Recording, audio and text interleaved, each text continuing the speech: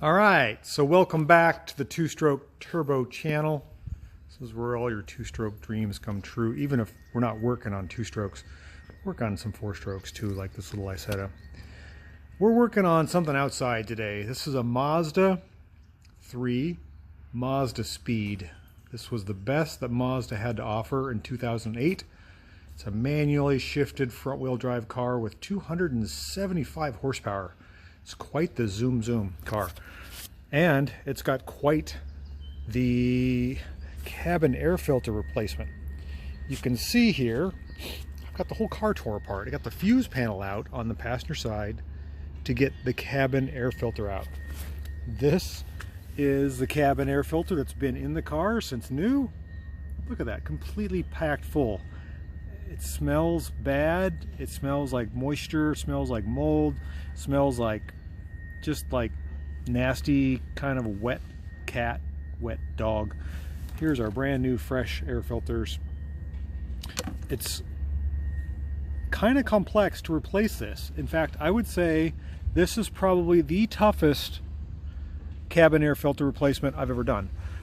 And just to let you know, you got to put your big boy pants on because you got to remove the whole fuse panel. So the fuse panel snaps in underneath the dash here. It is not accessible through the glove box. You got to pull the panel down underneath the glove box, pull the fuse panel down, pivot it out of the way, and unplug the complete entire fuse panel.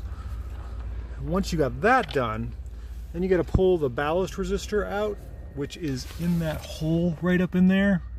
And then this white cover comes off, and then you can get the panel's filters out. It is not for the faint of heart. I would be skeptical to say a DIYer can do this without being intimidated, because I'm intimidated and I'm professional. At least that's what my degree says. So this thing is packed full of debris. You can see it all over the carpet here. The air conditioning and the heat work fine, but the blower has never been stellar, and I think I know why. So the way these panels go back in is a little tricky. This one goes in first. Wait, Stella, you can't get in here. What are you doing? What, we pet you? Crazy dog. I'm filming right now. Okay, so the panel that has this slot goes in the bottom first with that tab like that, and it just goes right in here like this. This is hard to film and do, but I'm gonna try like that, and then it gets pushed up and the other panel gets put underneath it. Let's see if I can do that. Give me a second here.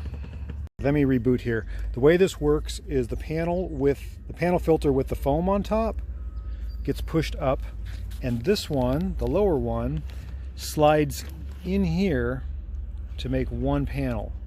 So you've got to slide this into the HVAC box, push it up, and this one slides in below like that. Does that make sense?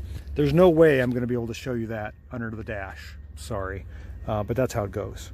It only goes one way, and these are shaped with these tabs in a certain way that they only go one way. So let's get these in there and get this back together and try to make some sense out of this whole operation. But basically, we're getting rid of these nasty old cabin filters that are completely plugged, full of mold, smell bad. Nice fresh ones, so you can breathe some fresh air. Car has 87,000 miles on it. Not a lot, but it's parked outside every day, and it needs new cabin filters. Okay, so we got our panel filters up in there. It's a little tricky. You gotta hold the top one before you get the bottom one. Then you gotta put this cover on. There's 4 screws, 2 in the bottom and 2 in the top. And then the ballast resistor goes in. This is a tough job.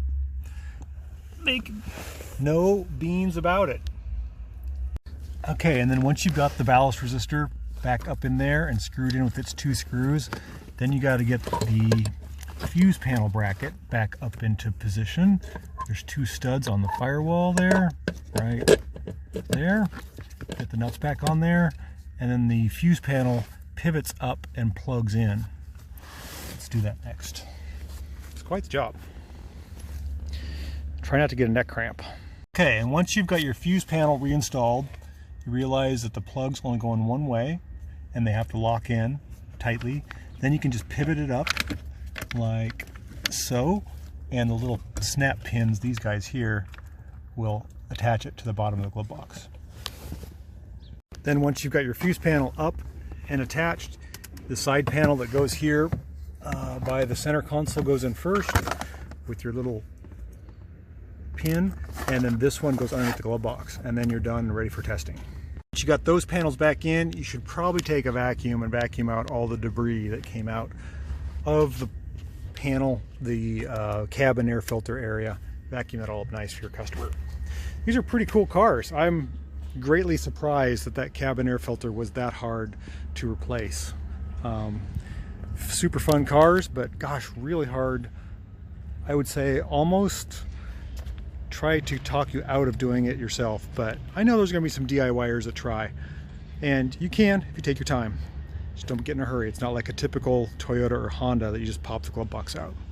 These are super fun cars. Let's start it up and make sure the heat and the air conditioning works. They're all manual shift. Whoop, our wipers turn wiping. So we're going to go to our heater controls here, turn our audio off, push more fan. Yeah, okay. You can feel it blowing out of there. Oh yeah, that's way better than it was. That's nice. There we go. You can restore your AC just by cleaning your cabin filters. Those dirty, dirty filters. Look at those things. Awful. Thanks for watching.